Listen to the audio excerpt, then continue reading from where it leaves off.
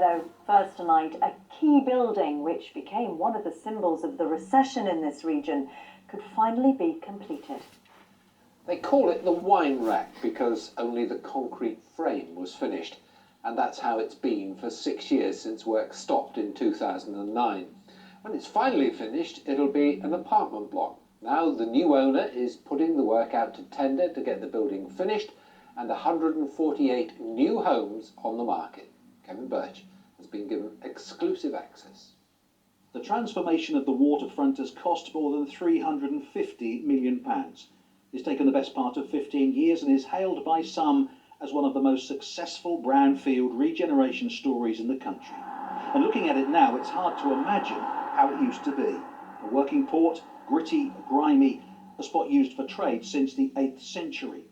Once the buildings were all pretty uniform, utilitarian. Now there's one which truly stands out, the wine rack.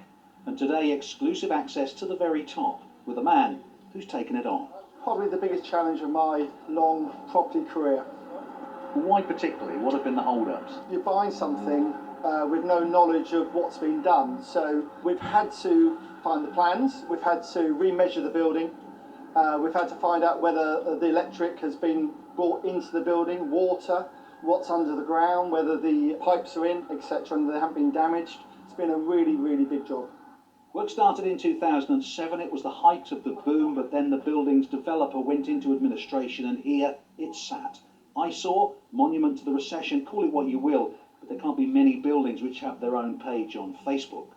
But this structure aside, how do a few other key players assess what's been achieved at the port and the future potential?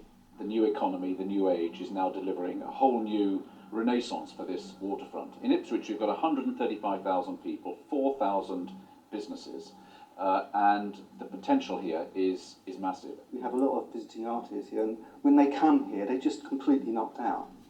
Not just simply by this facility, but also by the waterfront. They walk down the waterfront, they had no idea that Ipswich can be as beautiful as it is.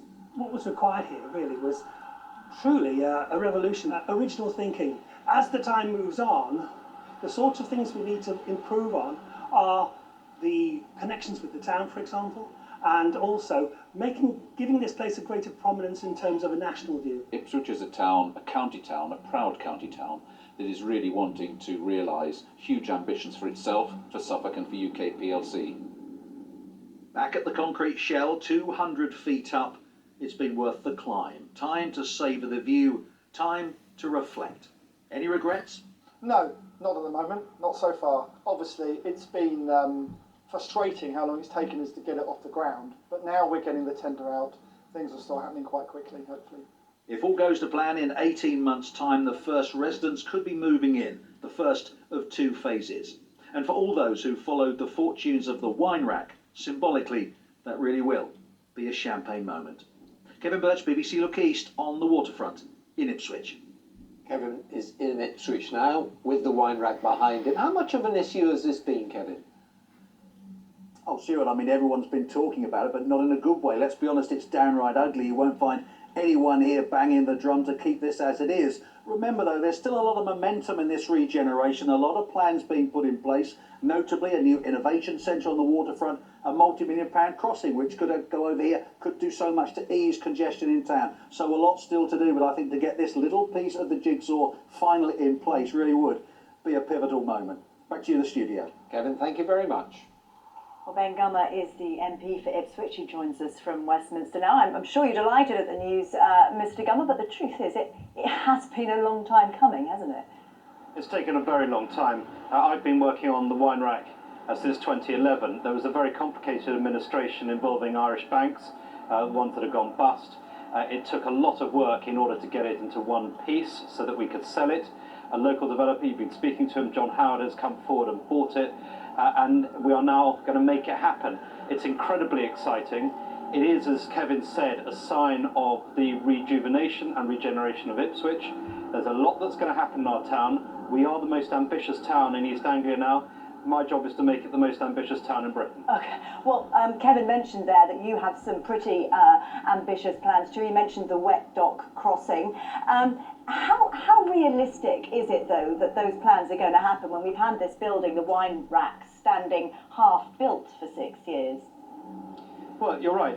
That was a symbol of the Great Recession and the enormous crisis that it caused in the economy, not just in London, but around the country. And it was only with the economy getting going again that we've found private investors able to come in and invest in what is a private site. The Wet Dock Crossing is a government initiative. It's one that I've been promoting now for nearly a year.